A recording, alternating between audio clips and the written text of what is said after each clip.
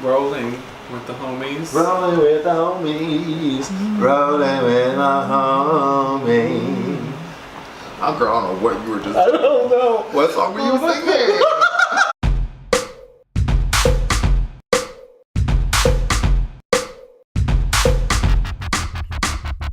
What would we do without the gay boy?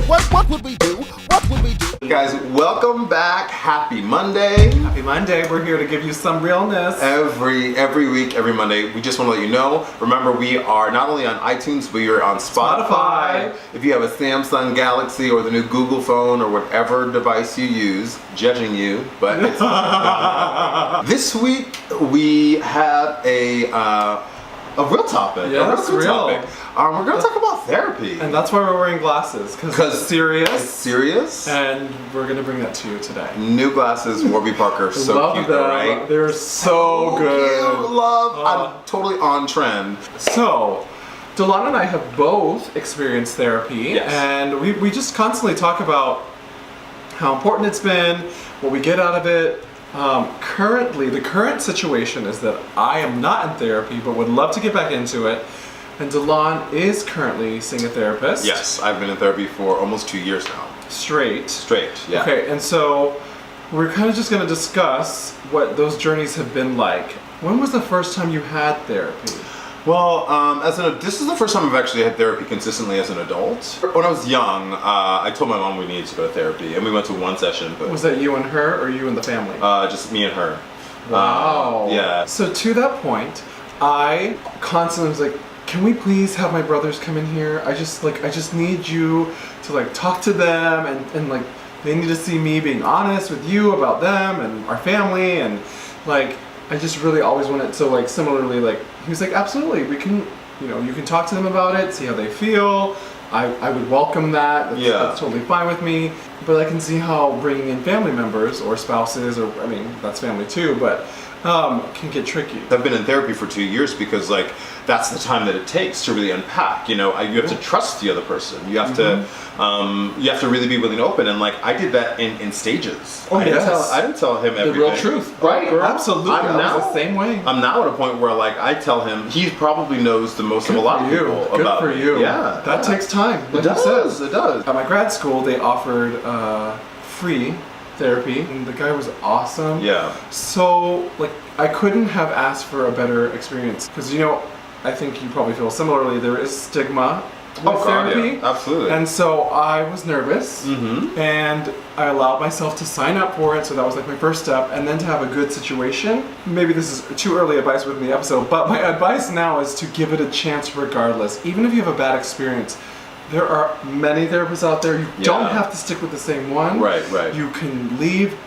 the next session. You never feel like, give it a chance, of course. But like I feel like that's another thing. People are like, afraid to take the risk, then they do, and they don't have a good experience. It's like, well, it just didn't go well. Then they're back to like, I'm out of it.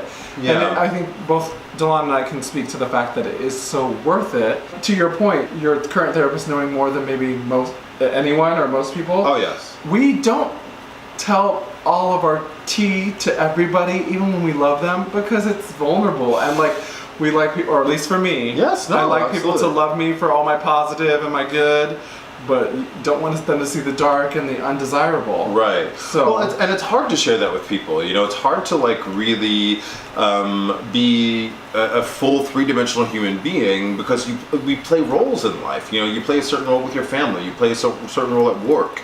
You play a certain role with friends. In therapy, no, I'm paying Peter to sit there and listen to my ass. Okay. Yes. And he is there to, we're there to work on me. That's still a relationship. It's still a conversation, but the conversation is about Delon and what he's going through. And it's not only a sounding board, but like it's an opportunity to let that part of like that guard down and be like, okay, you know what? I don't have to worry about what you're feeling or what you're thinking. Right. Because we're talking about what I'm feeling, what I'm thinking, so that I can go out in the world and then think about you. I have space to think about Brandon because I've thought about Delon. Your big regret was that he left for academia, so I couldn't keep seeing him, and I was just too nervous. I've been too nervous to try somebody else out because I had 2 back-to-back good experiences, and I'm just like nervous about going into something that You're totally hypocritical.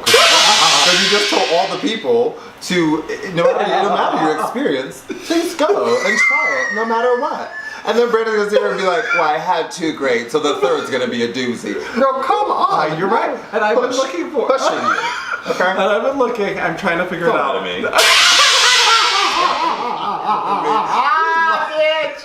Don't lie to me.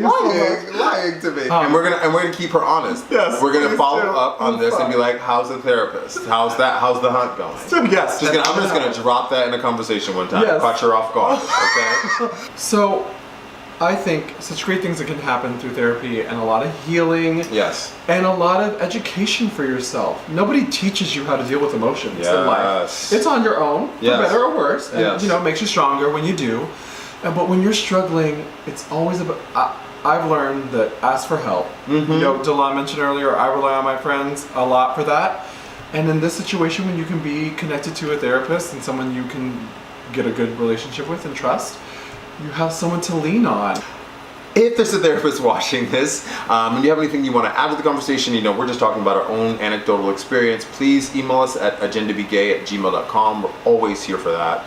And we want to keep this conversation going like we do with many of our other conversations. And even if you're not a therapist and you have any other resources or you think we're stupid and we said something stupid, you're rude, first of all. You're rude.